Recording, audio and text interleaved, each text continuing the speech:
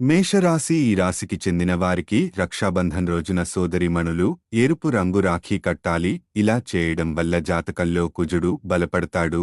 వృషభ రాశి ఈ రాశికి చెందిన వ్యక్తులకు రక్షాబంధన్ రోజున తెల్లటి రంగు రాఖీ కట్టాలి. ఇలా చేయడం వల్ల జాతకంలో శుక్రుడు బలపడతాడు.